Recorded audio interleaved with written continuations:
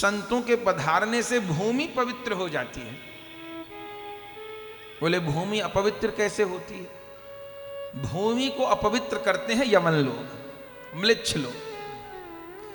भूमि अपवित्र होती है यवनों के कारण। आप देखेंगे जहां यवनों की संख्या बढ़ जाएगी वहीं पर दुर्गंध और उत्पात प्रारंभ हो जाएंगे। भूमि को अपवित्र करते हैं यवन और भूमि को पवित्र करते हैं संत जन। श्री नरसिंह जी महाराज ने जन्म लेकर के पूरी भारत भूमि को पवित्र कर दिया। छप्पे में संकेत किया। बोले कैसे समय में नरसिंह जी ने अवतार लिया। इसलिए भक्तमाल ग्रंथ भक्तों का इतिहास ग्रंथ तो है ही। अपने पूर्वजों के, अपने भक्त महापुरुषों के चरित्र का ज्ञान तो होता ही है, लेकिन अपने भारत का सत्य इतिहास भी पता चलता है। आज तो झूठा इतिहास पढ़ाया जाता है ना, झूठा इतिहास बताया जाता है। ऐसे ऐसे लोग शिक्षा मंत्री पहले बन गए कि उन्होंने पूरी विद्या प्रणाली को दूषित कर दिया। भारत के सत्य इतिहास को छिपा गए, भारत की गरिमा को छिपा गए। पाठ्यक्रम में बाबर की बात, हुमायूं की बात, अकबर की बात, औरंगजेब की बात, शाहजहां ने ताजमहल बनवाया था, उसने ये बनवाया था, उसने वो ये सब झूठी बातें लिख गए।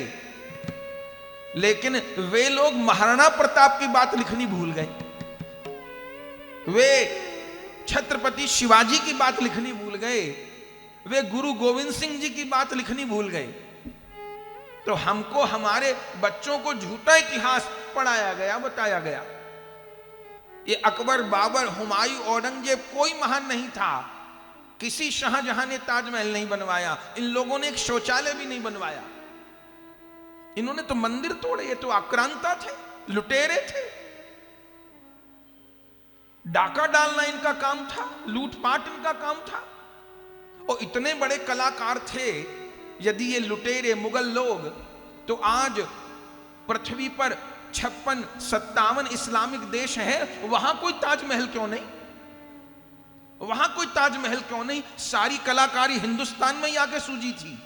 2-4 ताजमहल वहां भी बनाते, 2-4 लाल किला, कुतुब मीनार वहां भी बनाते, सारी कलाकारी यहीं। एक शौचालय भी नहीं बनवाया, मंदिर ध्वस्त किए। भोले भाले सनातनियों को तकलीफ दी और कोई अच्छा काम नहीं किया। आज पर्दे खुल रही हैं तो कितनी तकलीफ होती है लोगों को। तो ये जो भक्तमाल ग्रंथ हैं, ये भारत का सत्य इतिहास भी है। बोले नरसिंह जी के समय की स्थिति कैसी थी? बोले महास्मारत लोग भक्ति लो लेश न जाने, माला मुद्रा देख तासु की निंदा ठाने। हुमायूं का शासन था और मुगलों का राज्य था।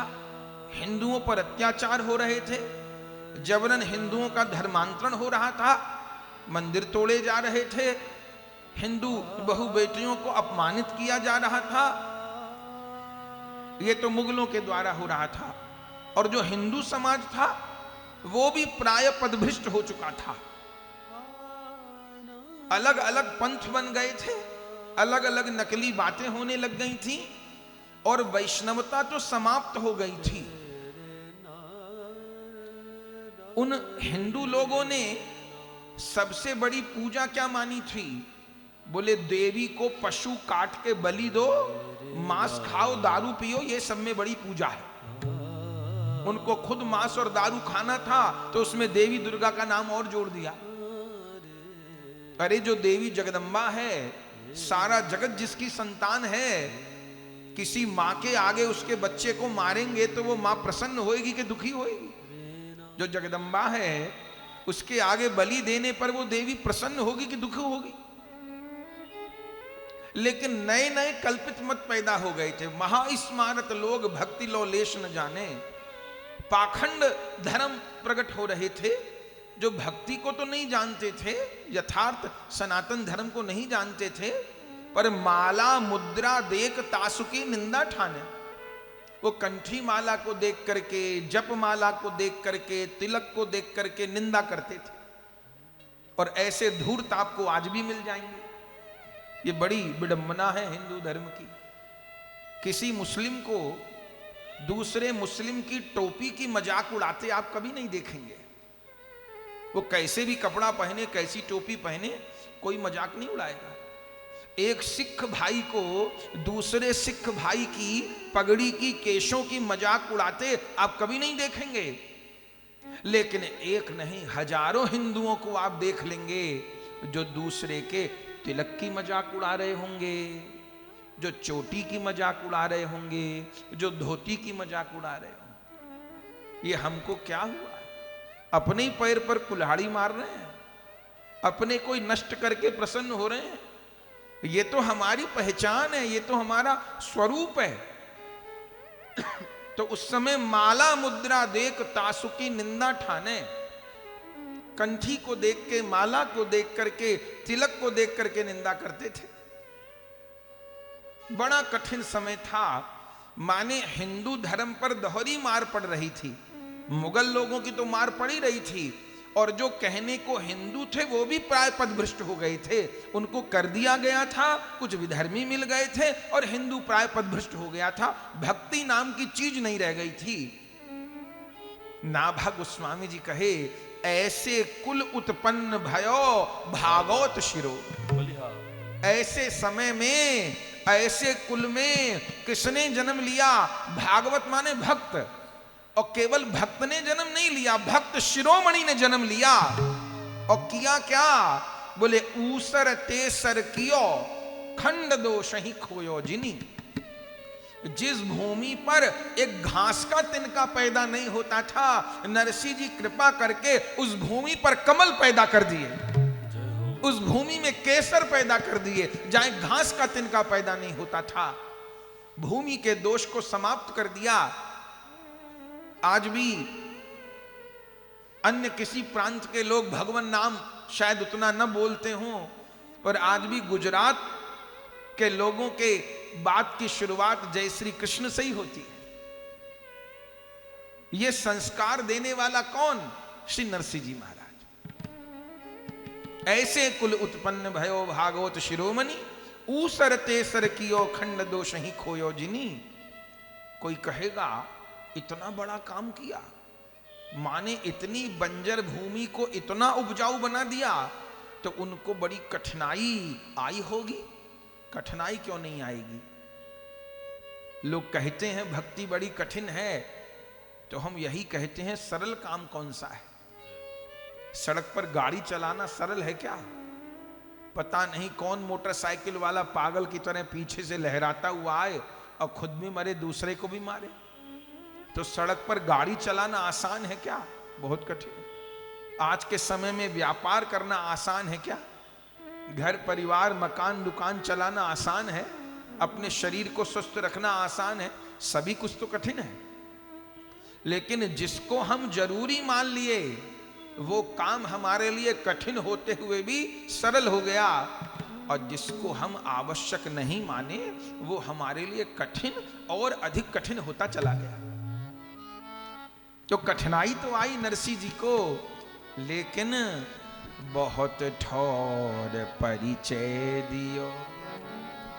बार बार भगवान ने आकर के अपना परिचय दे दिया कि मुख में हो राम नाम, राम सेवा हाथ में, प्यारे तू अकेला नहीं, राम तेरे साथ।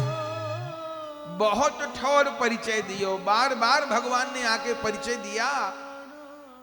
तो फिर प्रश्न उठा, जब नरसिंह जी इतना प्रचार किए और इतनी कठिनाइयों में उन्होंने अपना जीवन गुजारा, घर में अभाव भी बना रहा, तो फिर वो ठीक से भक्ति नहीं कर पाए होंगे। क्योंकि भक्ति के लिए तो उपद्रव रहित जीवन चाहिए, शांत एकांत जीवन चाहिए। बोले ना, बोले बहुत ठौर परिचय दियो रस रीति भक्ति हृदय धरी। श्री नरसिंह जी महाराज ने रस वाली भक्ति की। बोले रस वाली भक्ति कौन सी है? बोले 5 प्रकार की भक्ति हैं। एक तो शांत रस की भक्ति है, एक दास्य रस की भक्ति है, एक सख्य रस की भक्ति है, एक वात्सल्य रस की भक्ति है और एक मधुर रस की भक्ति है। श्री नरसिंह जी ने मधुर रस की भक्ति माने राधा गोविंद श्री कृष्ण मेरे प्रियतम हैं, मैं उनकी प्रेमी हूं। ये प्रेम वाली भक्ति, ये सखी भाव की भक्ति, ये गोपी भाव की भक्ति की और ऐसी रसमय भक्ति को निभाते हुए भी कितना बड़ा जीवन जिया। आप तरे औरन को तारे, कितने कितने जीवन में विघ्न आए, कितनी कितनी बार ठाकुर जी प्रत्यक्ष होके संभाले और श्री नरसिंह जी जीवन के सारे विघ्नों को पार करते करते जैसे गंगा गंगोत्री से निकलती हैं और लाख लाख मार्ग के अवरोधों को पार करते हुए गंगा सागर में मिलती हैं, ऐसे नरसिंह जी भी गंगोत्री के गंगा के निकलने के समान प्रवाहित होकर के अंततः अपने प्रभु गंगा सागर में विलीन हो। तो 56 में नरसिंह जी के चरित्र को सूत्रात्मक रूप में कहा और श्री प्रियादास जी महाराज ने फिर टीका की। बोले नरसिंह जी कौन है? हर भक्त का एक प्रकट परिचय है, एक पूर्व परिचय है। माने साधना एक जन्म की नहीं है। एक पिता के 4 बेटे हैं और चारों को पिता ने एक से ही पढ़ाया लिखाया समझाया, लेकिन चारों की रुचि अलग अलग है। एक साहूकार बन गया, एक चोर बन गया, तो इतना अंतर कैसे आ गया? पिता ने तो समान शिक्षा दी थी। तो उत्तर यह है कि वह बालक अपने पूर्व जन्म के अलग अलग संस्कार लेकर के आए। पूर्व जन्म के जो उनके संस्कार थे, उनकी जो कर्मों की पूंजी थी, वो अलग अलग थी। बच्चे को संभाले, तो इसलिए पूर्व के कर्म अलग अलग होने के कारण जीवन में प्रभाव अलग अलग आया। तो श्री नरसिंह जी महाराज कि जीवन का परिचय तो हम लोग श्रवण करेंगे ही। पूर्व में कौन है? बोले पूर्व में नरसिंह जी महाराज मुचकुंद राजा है। भागवत जी में इनकी कथा आती है, जब श्री कृष्ण मथुरा विराज रहे थे और उस समय जरासंध ने 17 बार आक्रमण किया और भगवान ने 17 बार उसको परास्त करके जीवित छोड़ दिया, ताकि ये बार बार दुष्टों को इकट्ठा करके लाता रहे और हम यहीं दुष्टों का संहार करते रहें। तब 18वीं बार में जरासंध काल यवन को लेके आया था। ये भागवत जी की कथा है। और उस बार भगवान मथुरा छोड़ करके द्वारिका के लिए भाजे, गुजरात के लिए भाजे। और आज भी मुचकुंद गुहा है जहां पर राजा मुचकुंद सतयुग से लेटे हुए थे। राजा मुचकुंद जो कि सूर्यवंशी राजा थे, इतने प्रतापी राजा थे कि देवताओं ने उनसे सहायता मांगी थी दैत्यों के खिलाफ युद्ध करने में, और मुचकुंद जी ने सहायता की थी। बाद में देवताओं को जब कार्तिकेय जी सेनापति रूप में प्राप्त हो गए, तो फिर मुचकुंद जी को कहा कि अब आप प्रस्थान कर सकते हैं।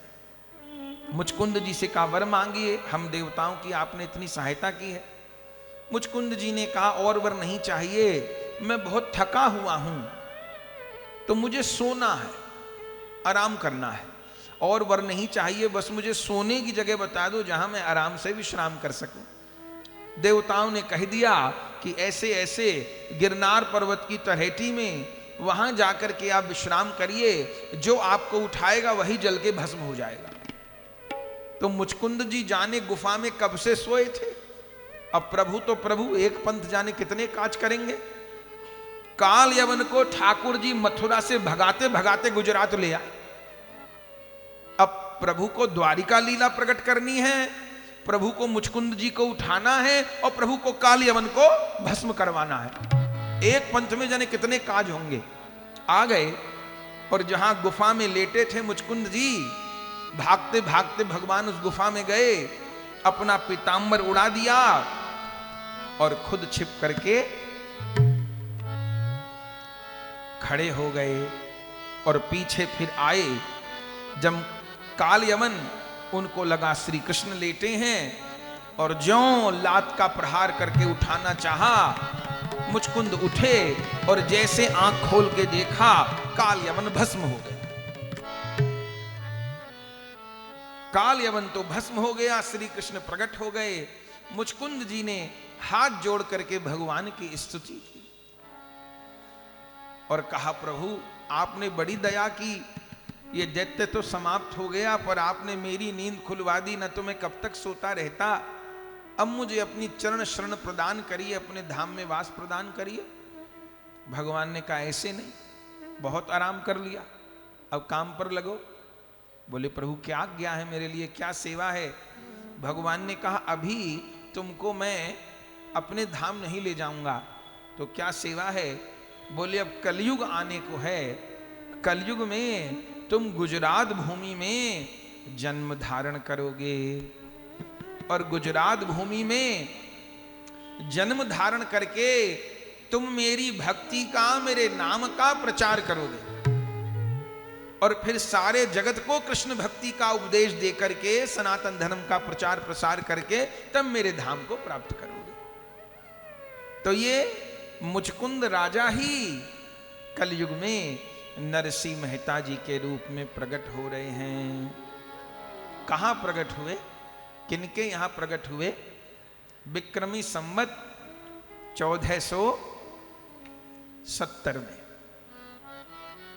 आपके पूज्य पिताजी का नाम था श्री कृष्ण दामोदर दास, आपकी माता जी का नाम था लक्ष्मी गौरी और अपने माता पिता की आप दूसरी संतान थे।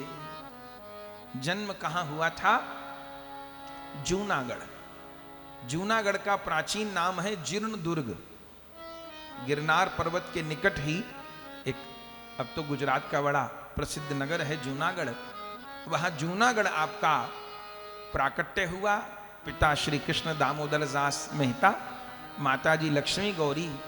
ये जो मेहता शब्द है, अभी संसार में भी एक सरनेम होता है मेहता, ये वो वाला मेहता नहीं है। वहां पर मुखिया को मेहता बोलते हैं।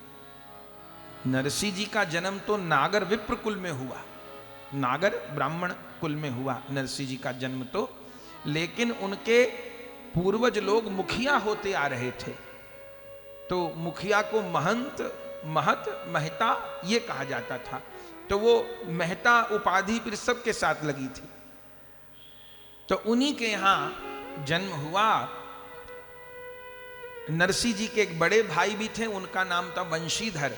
वो नरसिंह जी से 16 वर्ष बड़े थे और फिर नरसिंह जी का जन्म हुआ। लेकिन भगवान की बड़ी विलक्षण लीला, नरसिंह जी जन्म से बहरे और गूंगे थे, न सुनते थे न बोलते थे। और गूंगापन रोग नहीं होता है, बहरापन ही रोग होता है। जो बहरे होते हैं वो गूंगे भी होते हैं, क्योंकि व्यक्ति जो सुनता है वही बोलता है। तमिलनाडु में पैदा होने वाला बच्चा जन्म से तमिल बोलता है, पंजाब में पैदा होने वाला बच्चा जन्म से पंजाबी बोलता है, और अमेरिका में पैदा होने वाला बच्चा जन्म से अंग्रेजी बोलता है। कैसे बोलता है? जो वो सुनता है जन्म से, वो उसको अपने आप बोलना आता है, वो बोलता है। लेकिन जो लोग बहरे होते हैं उनके भीतर कोई शब्द ही नहीं जाता। बच्चे को पीछे लेके बैठे। जो बहरे होते हैं उनके भीतर कोई शब्द ही नहीं जाता। तो चूंकि कोई शब्द उनके भीतर नहीं जाता, इस कारण वो कुछ सुन नहीं पाते, कुछ समझ नहीं पाते, तो केवल संकेत में, इशारे में ही उनको अपनी बात बोलनी पड़ती है। तो जो बहरे होते हैं वो गूंगे भी होते हैं। तो नरसिंह जी जन्म से बहरे और गूंगे, लेकिन जैसे तैसे माता पिता ने पालन किया। लेकिन जब 5 वर्ष के हुए तो फिर घटना घटी। पहले तो नरसिंह जी की माता जी का देहांत हो गया और फिर उनके पिताजी का देहांत हो गया। आप देखेंगे भक्तों के जीवन में ये घटनाएं आपको दिखेंगी कि भक्तों का जीवन कष्ट में दिखाई देगा। इतना कष्ट सहा, उतना कष्ट सहा, ऐसे हो गया, फिर वैसे हो गया। माने प्रायः संतों के जीवन में संघर्ष दिखाई देगा आपको। उसका कारण क्या है? उसका दो कारण है। पहला कारण तो यह है कि भगवान अपने भक्त के द्वारा ये आदर्श उपस्थित कराते हैं कि देखो कितनी कठिन परिस्थिति में भी संघर्ष करके आगे बढ़ा जा सकता है, अपना कल्याण किया जा सकता है और अपने द्वारा पूरे समाज का कल्याण किया जा सकता है। ये भक्त के द्वारा ये रहनी, ये आदर्श भगवान उपस्थित कराते हैं। आप प्राय सब संतों का चरित्र देखेंगे तो आपको ये लगेगा। हम तो कहते हैं कभी अपने जीवन के दुख भारी लगे तो नरसिंह मेहता जी के जीवन के दुखों को याद कर ले। कभी किसी बहन को अपने जीवन के दुख भारी लगे तो मीराबाई जी के जीवन के दुखों को याद कर ले, तो पता चलेगा कि अपना दुख तो राई के दाने के बराबर भी नहीं है। वे महापुरुष लोग कितनी कठिनाई में भजन करके कितना प्रसन्न रह पाए। उनके पास भी 24 ही घंटे थे। ऐसा नहीं कि हमारे पास 24 घंटे हैं, उनके पास 26 घंटे थे। उनके भी 2 ही हाथ पांव थे, हमारे भी 2 ही हाथ पांव हैं। और आज हम लोग तो बड़ी सुविधा में रह रहे हैं, उनके पास इतनी सुविधा नहीं थी। आज ऐसा तो नहीं है कि यहां भवन में बैठ करके हम लोग सत्संग कर रहे हैं तो कोई आके कहे कि जी क्यों कथा कर रहे हो, ऐसा तो नहीं। पर मीराबाई जी, नरसिंह जी जिस काल में हुए उस समय तो मुगलों के अत्याचार फैले थे। पर धन्य है, डंके की चोट पर भक्ति की, छिपके भक्ति नहीं की, नगाड़ा बजा के भक्ति की, स्वयं की और अपने साथ लाखों करोड़ों जीवों का उद्धार कर गए। तो पहला कारण भक्तों के जीवन में दुख का कि उनके द्वारा भगवान आदर्श उपस्थित करते हैं कि देखो इनको, देखो इनको अपने जीवन का आदर्श बनाओ। नरसिंह जी गृहस्थ में रह के कैसा भजन किए, कितनी कठिनाइयों को पार किए, पहली बात। और दूसरा कारण क्या है? जब कोई भक्ति करता है, जब कोई भगवान की प्राप्ति के मार्ग पर लगता है तो भगवान भी उसको ग्रहण करने के लिए आतुर हो जाते हैं। और प्रभु की प्राप्ति में जो बाधक हैं वो हमारे आपके कर्म हैं। इस जन्म में और पूर्व जन्मों में जो कुछ भी हम गलत कर्म कर आए हैं वे सब ही भोग के रूप में जीवन में आते हैं और वो बाधा देते हैं।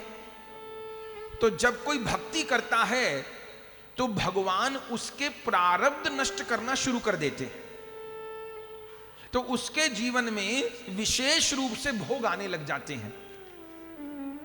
माने कोई जब पाप कर्म करता है तो उसके जीवन में कोई पिछले जो पुण्य कर्म है वो आगे आएंगे, और जब कोई पुण्य कर्म करेगा तो उसके जीवन के पिछले पाप कर्म आगे आएंगे।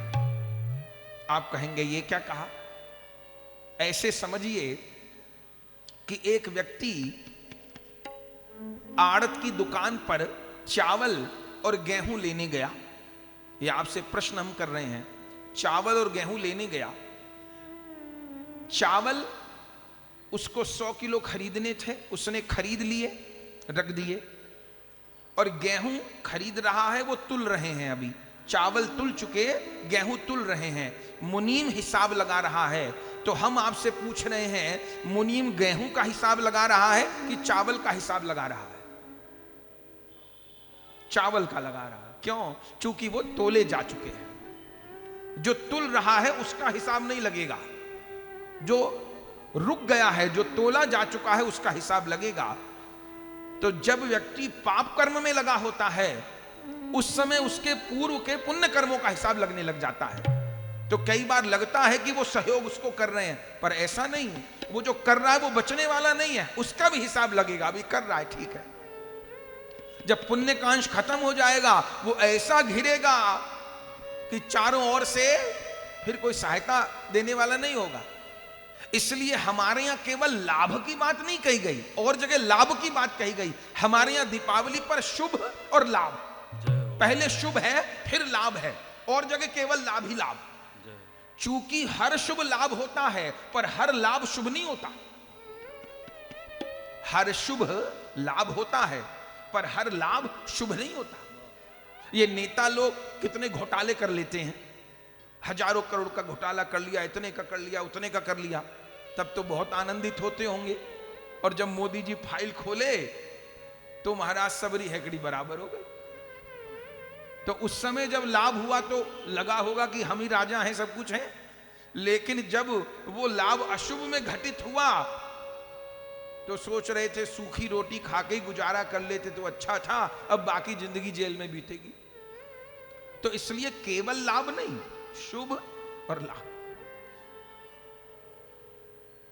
तो जब कोई भक्ति करता है तो क्या होता है, भगवान उसके सारे अशुभ कर्मों को नष्ट करते हैं। और जब अशुभ कर्म नष्ट होते हैं तो भोग जीवन में आता है। ऐसा नहीं कि प्रभु सहायता नहीं करते, सहायता होती है, लेकिन किसी अंश में साधक को भोगना भी पड़ता है। कौन कर्म कितना बड़ा है, हमारा भजन कितना है, उसके अनुसार। माने तेज गर्मी पड़ रही है, अब तेज गर्मी पड़ रही है तो उसका ताप सहना पड़ेगा। एक ने कहा भाई पेड़ की छाया में आ जाओ, तो मेरे पे पेड़ का साधन था, पेड़ की छाया में आ गए तो कम धूप लगी। दूसरे के पास और ज्यादा साधन था, उसने कहा पंखे में बैठ जाओ आकर के छाया में, तो और गर्मी कम हो गई। तीसरे के पास और ज्यादा साधन था, उसने कहा कूलर में बैठिए।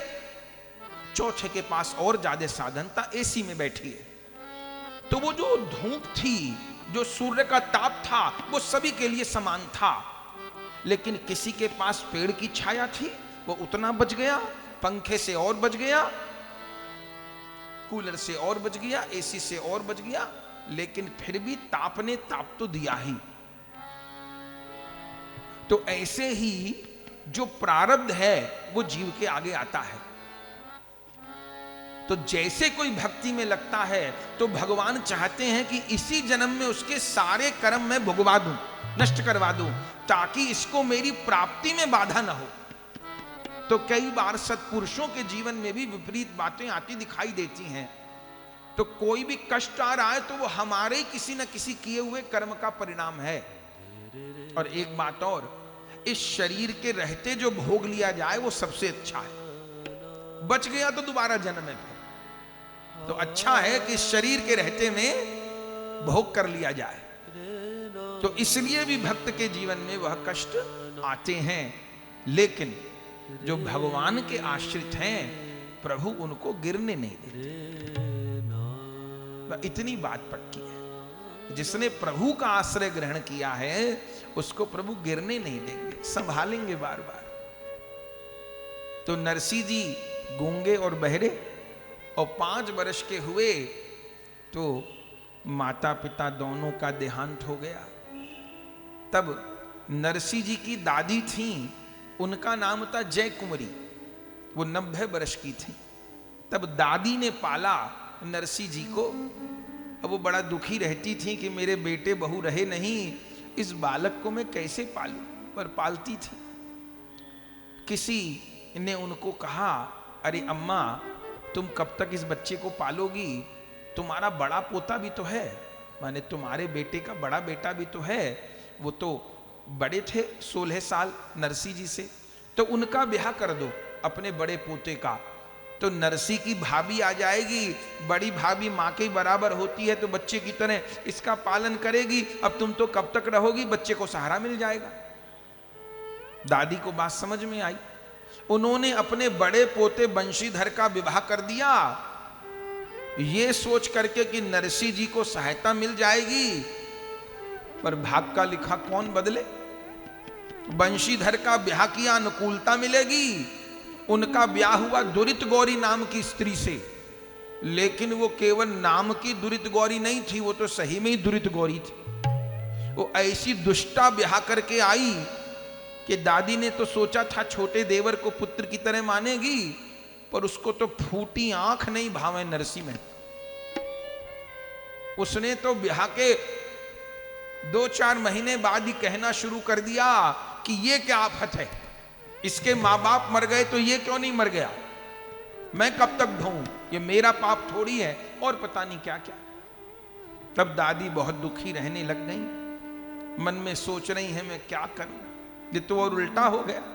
मैं तो सोच रही थी अनुकूलता मिलेगी, मुझे कुछ हो गया, ये तो भगाई देगी इसको घर से। तो रात दिन रोती थी। एक महात्मा के निकट गई, रो करके विनती की, महाराज ये बालक ऐसा है, इसका कैसे कल्याण हो, अधिक कुछ नहीं, कम से कम ये बोलने सुनने तो लग जाए ताकि अपने जीवन का निर्वाह कर सके, कोई उपाय बताओ। महात्मा ने कहा अम्मा तुम शंकर जी को ध्याओ, शंकर जी आशुतोष हैं, आशुतोष माने जो शीघ्र संतुष्ट हो जाए, तो उनको ध्याओ तो जरूर सहायता मिलेगी। तब आज भी जूनागढ़ में हाटकेश्वर महादेव का मंदिर है।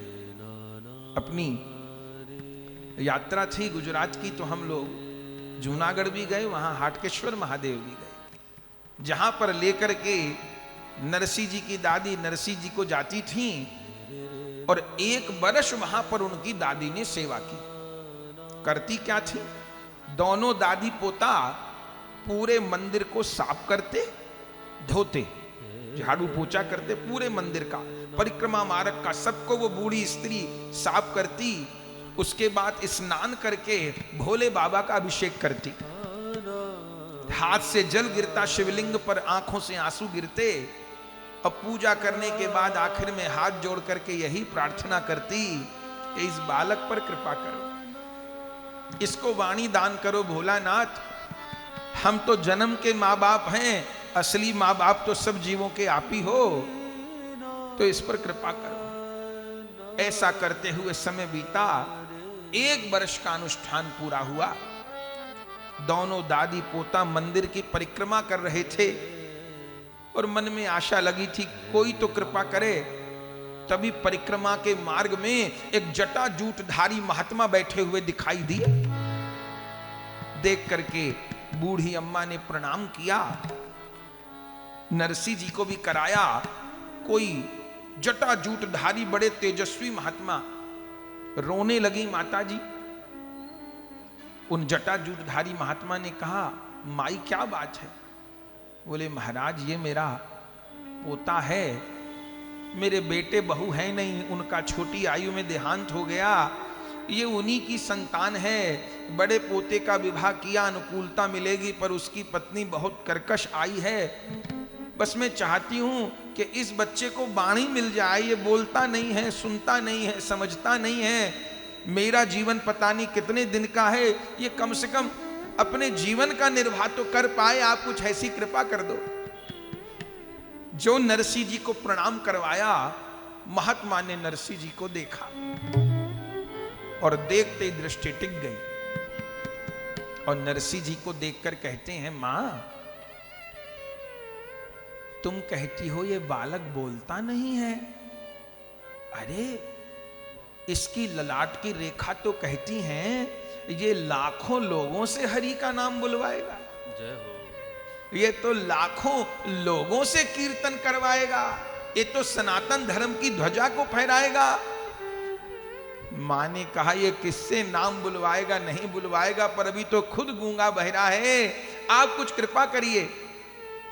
उसी समय नरसिंह जी प्रणाम किए, महात्मा ने सिर पर हाथ रखा और नरसिंह जी को क्या कहा, बोलो बेटा राधा कृष्ण राधा कृष्ण, बोलो बेटा राधा कृष्ण राधा कृष्ण, राधा कृष्ण राधा कृष्ण। जैसे 3 बार महात्मा ने नाम बुलवाया, उसी समय नरसिंह जी पीछे से बोल पड़े राधा कृष्ण राधा कृष्ण, राधा कृष्ण राधा कृष्ण, राधा कृष्ण। राधा कृष्ण। अपने बालक को बोलता देख करके तो मां प्रेम में पागल हो गई। दोनों दादी पोता नाचने लगे, हाथ जोड़ करके कहने लगी, महाराज निकट मेरा घर है, चलिए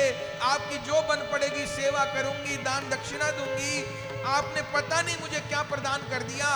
और ज्यों चरणों में दोबारा से दोनों ने प्रणाम किया, दादी पोता दोनों ने जैसे प्रणाम किया, और अब जो सिर उठाया तो वहां कोई महात्मा नहीं। भक्त मालजी में लिखा है महात्मा कौन थे?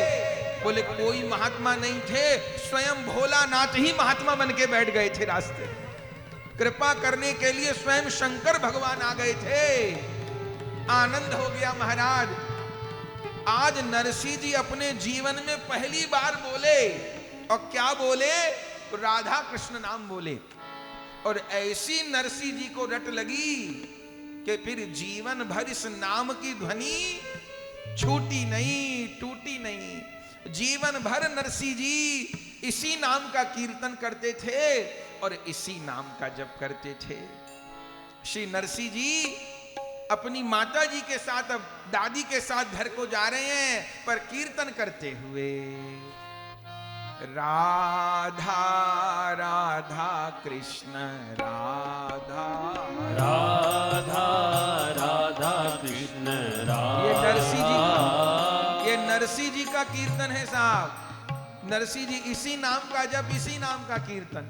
उनके पीछे पीछे हम भी गाएं, जय राधा राधा कृष्ण राधा राधा राधा कृष्ण राधा राधा राधा कृष्ण राधा राधा राधा कृष्ण राधा। जय राधा राधा कृष्ण राधा जय राधा राधा कृष्ण राधा राधा राधा कृष्ण राधा जय राधा राधा कृष्ण राधा राधा राधा कृष्ण राधा राधा राधा कृष्ण राधा जय राधा राधा कृष्ण राधा जय राधा राधा कृष्ण राधा राधा राधा राधा जय राधा राधा कृष्ण राधा राधा राधा कृष्ण